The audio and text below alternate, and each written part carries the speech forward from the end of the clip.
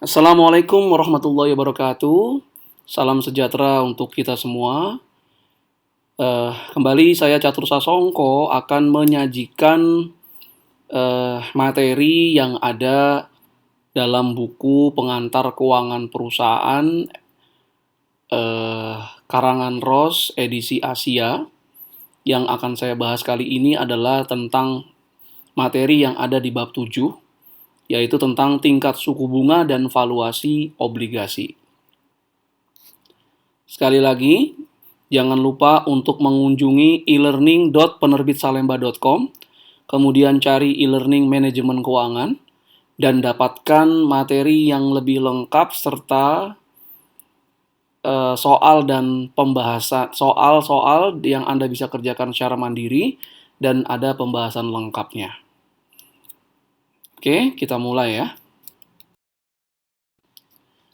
Adapun tujuan pembelajaran kali ini adalah pertama, mengetahui fitur-fitur obligasi yang penting dan jenis-jenis obligasi. Apa itu obligasi, apa saja fitur-fiturnya, dan apa saja jenis-jenis obligasi yang ada. Yang kedua, memahami nilai obligasi dan mengapa nilainya berfluktuasi. Yang ketiga, memahami peringkat obligasi dan apa arti dari peringkat tersebut. Yang keempat, memahami pengaruh dari inflasi pada tingkat suku bunga. Dan yang terakhir, memahami term structure of interest rate dan penentu yield dari obligasi. Kita masuk pertama kali dengan membahas definisi obligasi. Obligasi adalah efek utang jangka panjang yang diterbitkan oleh perusahaan atau pemerintah untuk meminjam uang dari publik. Jadi, obligasi adalah surat utang yang diterbitkan oleh pemerintah atau perusahaan untuk menghimpun dana bagi keperluan di perusahaan tersebut dan di pemerintah. Obligasi merupakan liabilitas jangka panjang atau utang jangka panjang karena jatuh temponya lebih dari 1 tahun. Kemudian dalam obligasi ada yang disebut dengan istilah nilai nominal atau par value, atau juga kadang disebut dengan istilah face value. Jadi nilai nominal ini adalah jumlah yang akan dibayarkan kembali pada saat obligasi jatuh tempo. Jadi saat jatuh tempo, perusahaan penerbit obligasi akan membayarkan utang obligasinya ke pemilik obligasi. Berapa yang dibayarkan adalah nilai nominal yang ada pada obligasi. Kemudian obligasi juga mengandung tingkat suku bunga kupon, tingkat suku bunga obligasi yang akan menentukan berapa jumlah yang harus dibayar oleh perusahaan ke pemilik obligasi atau pemegang obligasi secara periodik. Bisa setiap bulan, bisa setiap triwulan, bisa setiap semester, atau setiap tahun. Nah, pembayaran kupon ini berarti perusahaan membayarkan kupon bunga kepada pemilik atau pemegang obligasinya. Nah, tadi bisa setiap bulan, bisa setiap triwulan, bisa setiap 6 bulan, bisa setiap setahun sekali, tergantung dari kontrak obligasinya. Kemudian juga obligasi punya waktu jatuh tempo. Waktu jatuh tempo adalah waktu di mana penerbit obligasi membayarkan kembali utang obligasinya sebesar nilai nominal. Nah, jatuh temponya ini lebih dari 1 tahun. Kemudian juga ada yang disebut dengan yield to maturity adalah tingkat imbal hasil yang dipersyaratkan oleh pasar. Jadi ketika perusahaan atau pemerintah ingin menerbitkan surat utang obligasi, maka pasar akan menginginkan tingkat imbal hasil tertentu agar mereka mau membeli obligasi tersebut. Berikutnya kita beralih ke nilai sekarang dari arus kas saat tingkat suku bunga berubah. Jadi nilai obligasi atau harga obligasi itu adalah nilai sekarang atau present value dari kupon bunga yang diterima secara periodik sampai dengan obligasi jatuh tempo, ditambah nilai sekarang atau present value dari nilai pokok obligasi yang dibayarkan saat obligasi jatuh tempo. Nah, jadi Harga atau nilai obligasi adalah nilai sekarang dari kupon bunga dan nilai sekarang dari nilai pokok obligasi. Atau nilai obligasi adalah present value anuitas. Kenapa anuitas? Karena kupon bunganya dibayarkan sama secara periodik, per bulan, per 3 bulan, per 6 bulan, atau per tahun. Dan nilai pokok obligasi itu adalah present value dari jumlah tunggal. Hanya satu kali dibayar di masa depan saat obligasi jatuh tempo.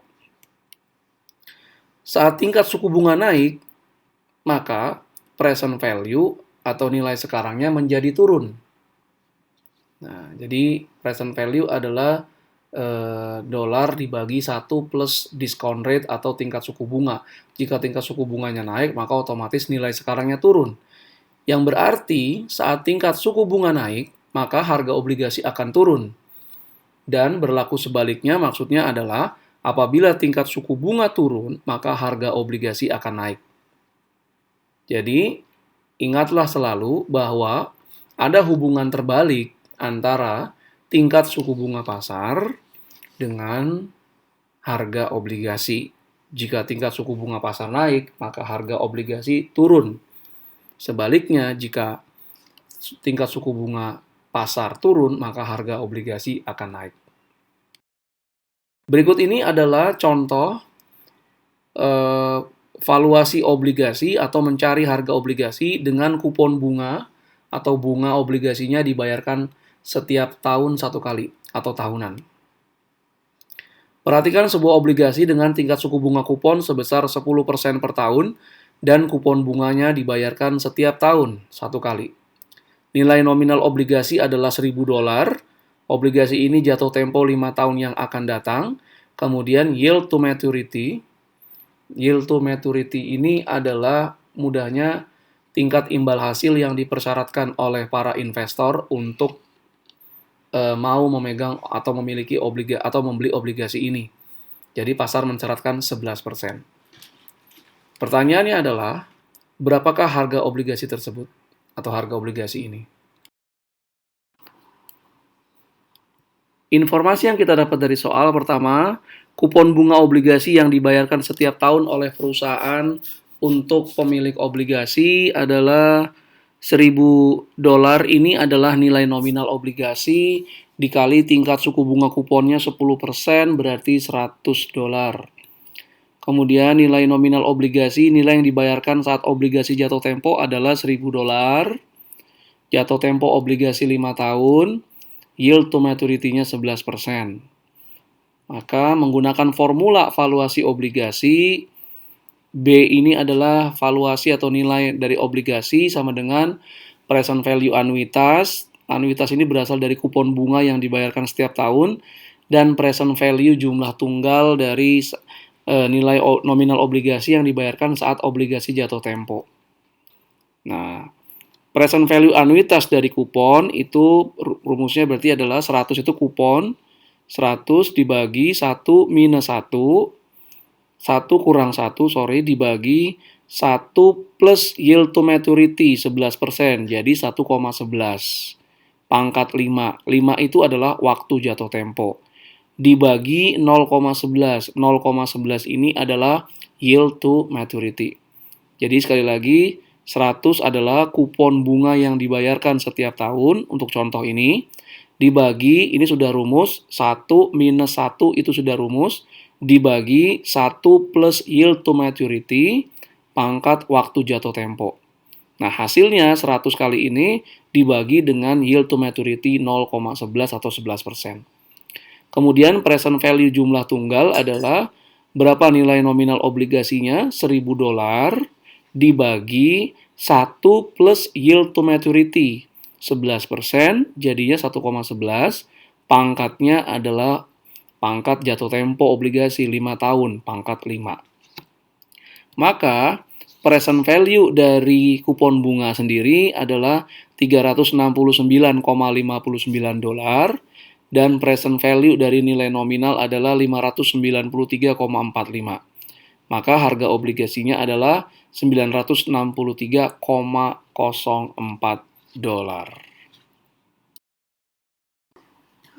Sekarang kita ke contoh kedua. masih kupon bunga dibayarkan setiap tahun.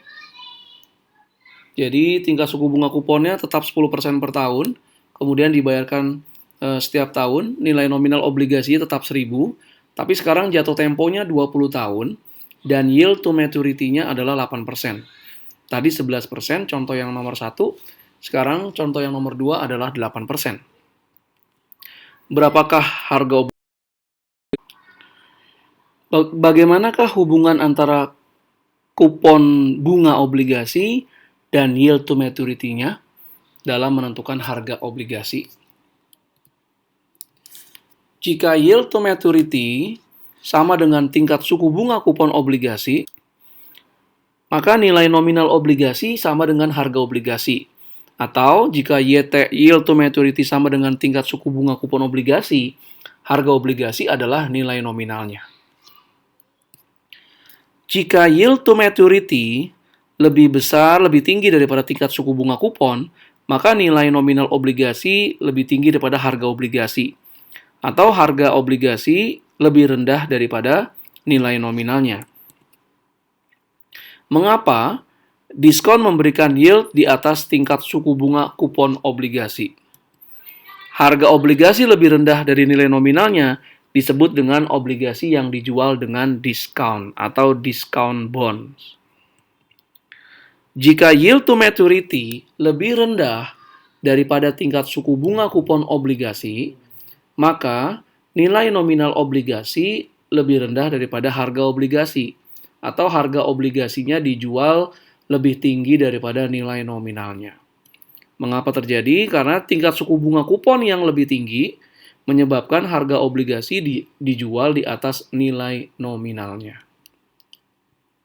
Harga obligasi di atas nilai nominalnya disebut dengan obligasi dengan premium atau obligasi yang dijual dengan premium.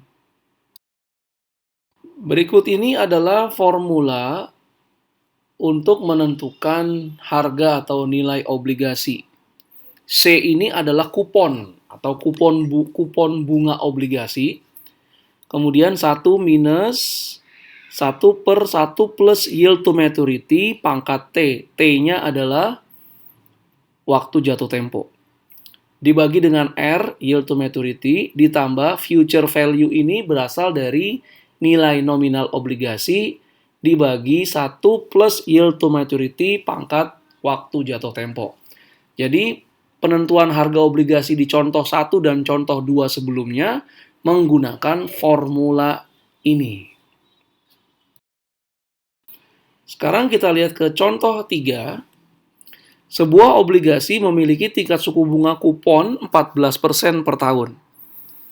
Kupon bunganya dibayarkan setiap 6 bulan. Jadi setahun ada 2 kali pembayaran kupon bunga. Tadi contoh 1, contoh 2, setahun hanya 1 kali pembayaran bunga. Waktu jatuh temponya adalah 7 tahun. Nilai nominal obligasi $1.000 dan yield to maturity-nya adalah 16%. Berapakah harga obligasi ini? Obligasi itu memiliki resiko tingkat suku bunga. Yang pertama adalah risiko harga atau price risk. Perubahan dalam harga yang disebabkan dengan adanya perubahan dalam tingkat suku bunga. Jadi ketika tingkat suku bunganya naik, maka obligasi harganya akan turun. Obligasi jangka panjang memiliki risiko harga yang lebih besar daripada obligasi jangka pendek. Namun ingat, dalam manajemen keuangan, semakin tinggi resiko, maka imbal hasil yang diharapkan juga biasanya semakin tinggi. Nah, oke. Obligasi dengan tingkat suku bunga kupon yang rendah memiliki risiko harga yang lebih besar dari obligasi dengan tingkat suku bunga kupon yang tinggi. Jadi obligasi dengan suku bunga kupon yang lebih rendah lebih berisiko. Yang berikutnya adalah risiko reinvestasi. Kupon bunga yang diterima dari obligasi itu diasumsikan tidak dikonsumsi tapi diinvestasikan kembali. Nah, saat ingin menginvestasikan kupon bunga tersebut, investor memiliki ketidakpastian terkait dengan berapa tingkat imbal hasil di mana arus kas dapat diinvestasikan kembali. Misalnya perusahaan membeli obligasi 5 tahun lalu ketika suku bunga pasar 10%. Asumsi suku bunga kupon juga 10%.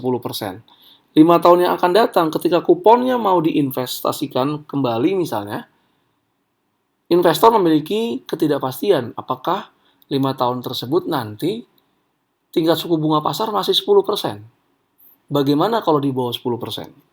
Nah, obligasi jangka pendek memiliki risiko reinvestasi yang lebih besar daripada obligasi jangka panjang.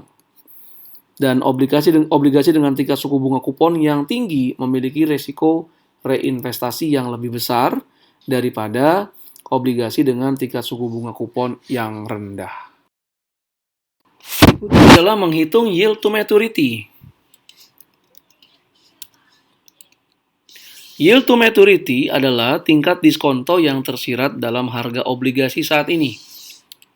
Menemukan yield to maturity tanpa kalkulator ataupun spreadsheet di komputer memerlukan percobaan berulang kali yang sampai nanti mendapatkan yield to maturity yang tepat. Jika Anda memiliki kalkulator keuangan, masukkan N, PV, PMT, dan FV. Ingat tanda yang umum, PMT dan FV harus memiliki tanda yang sama, sedangkan PV memiliki tanda yang berlawanan. Bagaimana penggunaannya dapat dilihat dari buku pengantar keuangan perusahaan. Current yield dan yield to maturity. Current yield adalah kupon tahunan dibagi dengan harga obligasi. Sedangkan yield to maturity adalah current yield plus capital gains yield. Untuk menghitung harga obligasi yang digunakan adalah yield to maturity. Kita berlanjut ke perbedaan antara utang dan ekuitas. Keduanya adalah sumber pendanaan bagi perusahaan. Namun demikian ada perbedaan antara utang dan ekuitas. Kita bahas yang pertama adalah utang. Utang bukan kepemilikan atas perusahaan. Jadi kreditur bukanlah pemilik perusahaan.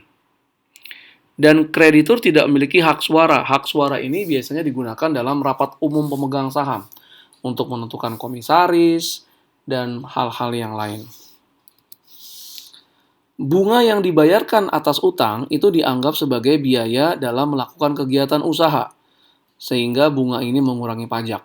Kalau kita lihat di laporan laba rugi, beban bunga mengurangi laba sebelum pajak. Maka beban bunga mengurangi laba sebelum pajak, pada akhirnya akan mengurangi pajak. Kemudian, utang yang berlebih dapat menyebabkan tekanan pada kondisi keuangan yang bisa berujung ke kebangkrutan. Kemudian kita lihat ekuitas.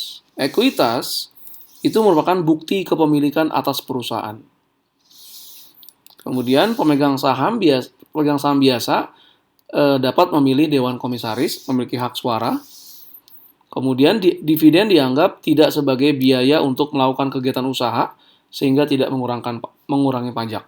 Dividen tidak muncul dalam laporan laba rugi, tapi laporan perubahan saldo laba.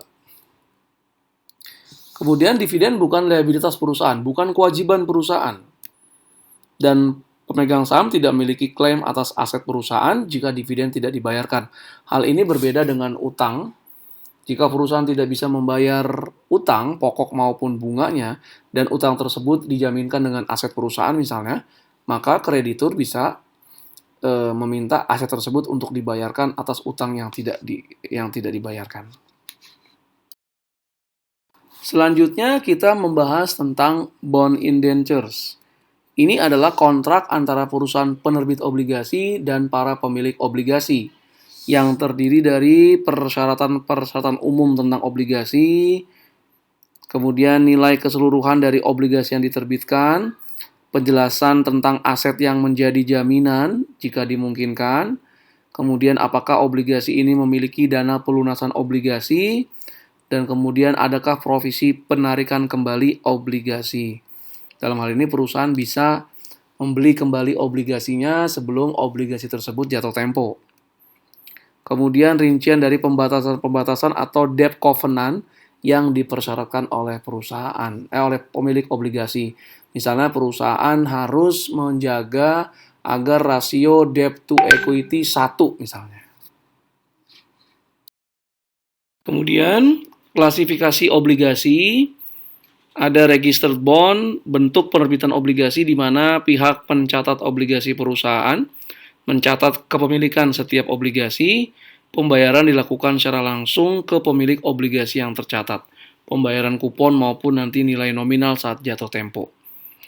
Jaminan, obligasi terkadang juga memberikan jaminan kepada perusahaan penerbit obligasi memberikan jaminan. Kolateral, misalnya obligasi dijamin oleh efek-efek keuangan, oleh saham maupun obligasi perusahaan yang lain. Kemudian jaminan dalam bentuk mortgage dijamin oleh kepemilikan properti, umumnya tanah dan bangunan. Debentures adalah obligasi-obligasi yang tidak memiliki jaminan. Nah, terkait dengan jaminan, obligasi yang diterbitkan dan memiliki jaminan yang bagus, itu berarti resikonya rendah. Dalam artian, jika perusahaan tidak bisa membayar hutang maupun kupon bunga maupun nilai nominalnya, maka kreditur bisa memperoleh jaminan tersebut. Jadi jika ada jaminan berarti resikonya rendah. Kalau resikonya rendah berarti tingkat suku bunga kuponnya juga rendah. Nah, sedangkan debentures ini adalah obligasi yang tanpa jaminan. Berarti kalau perusahaan tidak mampu membayar kupon maupun nilai pokoknya, tidak ada aset perusahaan yang bisa diambil oleh kreditur. Karena dia lebih beresiko, maka tingkat suku bunga kupon debentures ini lebih tinggi daripada obligasi yang memiliki jaminan. Kemudian senioritas menunjukkan preferensi yang lebih tinggi dibandingkan kreditur yang lainnya. Yang lebih senior itu akan dibayarkan terlebih dahulu misalnya jika perusahaan dilikuidasi. Nah, kemudian tinggi atau rendahnya risiko obligasi itu biasanya dikaitkan dengan apakah obligasi mengalami gagal bayar atau default. Jadi default risk adalah risiko perusahaan gagal membayar kupon bunga dan nilai nominal saat jatuh tempo.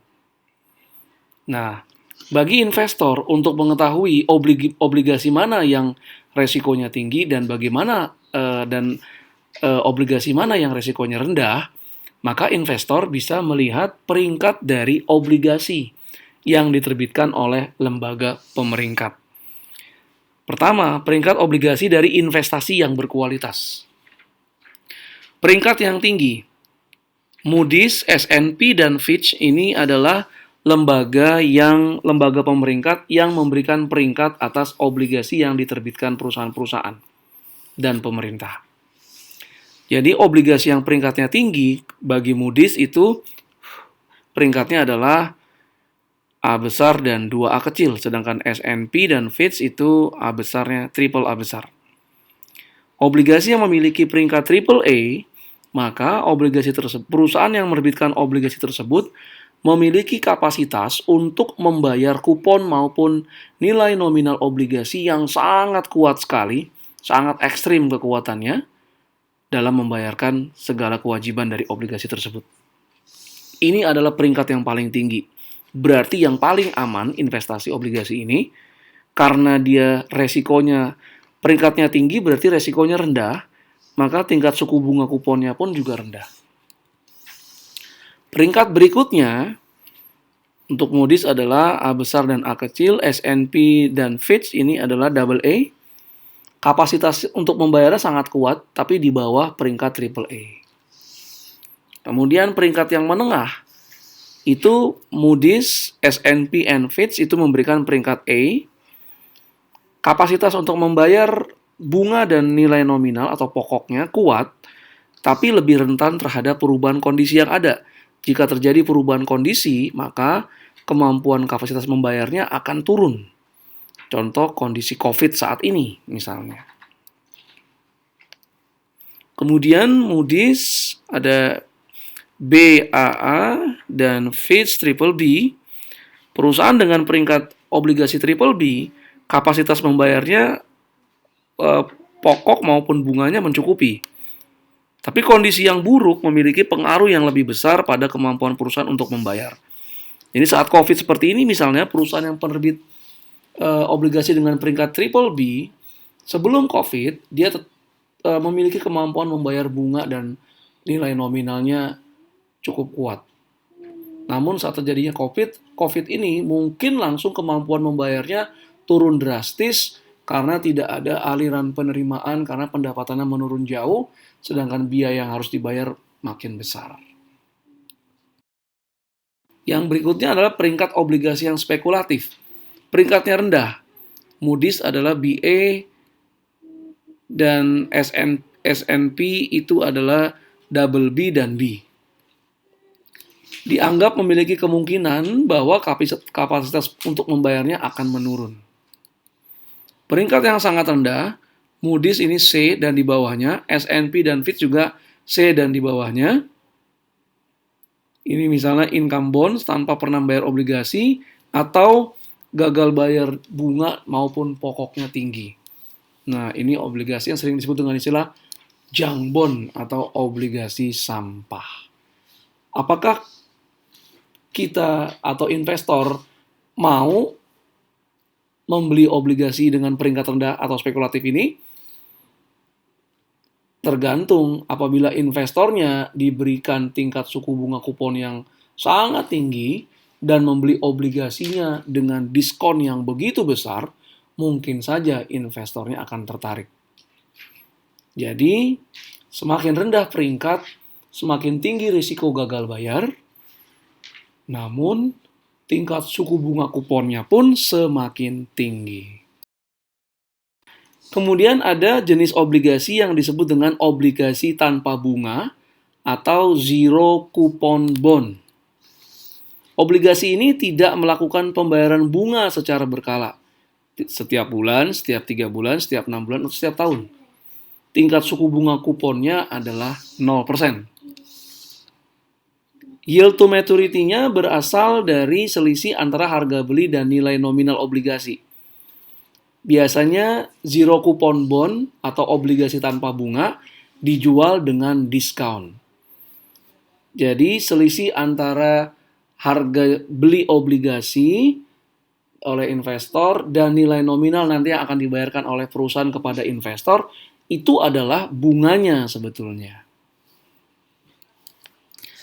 Obligasi tanpa bunga tidak dapat dijual di atas nilai nominal obligasi. Harga jualnya harus di bawah nilai nominal obligasi. Karena jika harga obligasi tanpa bunga di bawah nilai nominalnya, maka selisih antara harga nilai nominal dengan harga jualnya itu adalah keuntungan bagi investor yang membeli obligasi ini.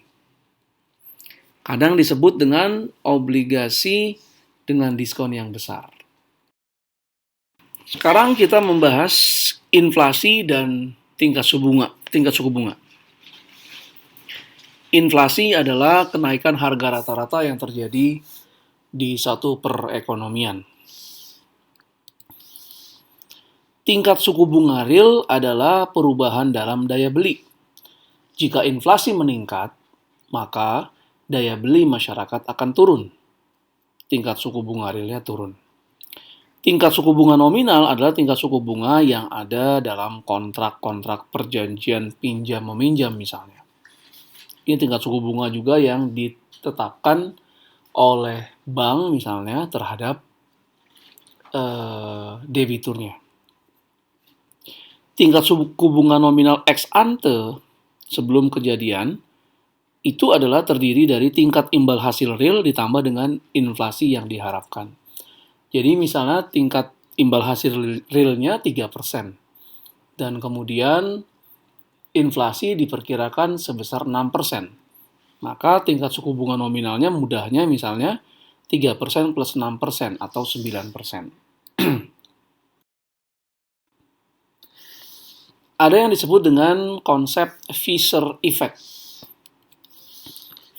Fisher Effect mendefinisikan hubungan antara tingkat suku bunga real, tingkat suku bunga nominal, dan inflasi.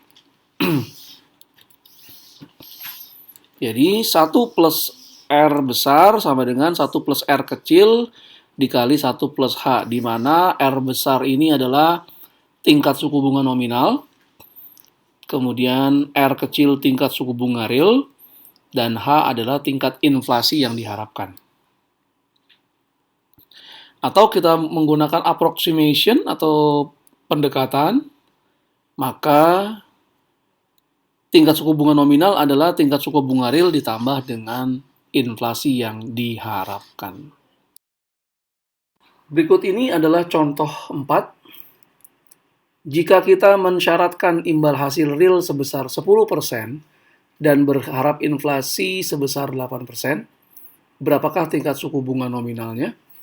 Jadi imbal hasil real atau suku bunga realnya 10%, kemudian inflasinya 8%, maka berapa tingkat suku bunga nominalnya?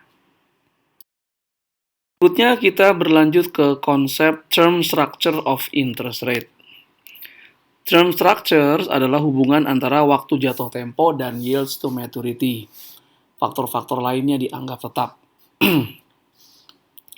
Penting untuk diketahui bahwa kita tidak memperhitungkan pengaruh dari risiko gagal bayar, tingkat suku bunga kupon yang berbeda, dan lain-lain. Ada yang grafik yang disebut dengan kurva yield atau yield curve, penyajian secara grafis dari term structures of interest rate.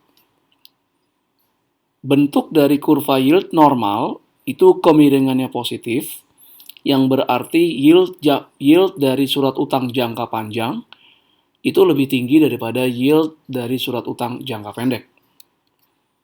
Bentuknya terbalik atau inverted, kemiringan kurva yieldnya negatif, yield jangka panjang, yield dari surat utang jangka panjang lebih rendah dari yield dari suku bunga jangka pendek. Berikut ini adalah faktor-faktor yang memengaruhi yield obligasi. Yang pertama tingkat suku bunga real, kemudian inflasi di masa depan, resiko tingkat suku bunga, resiko gagal bayar bunga maupun pokok.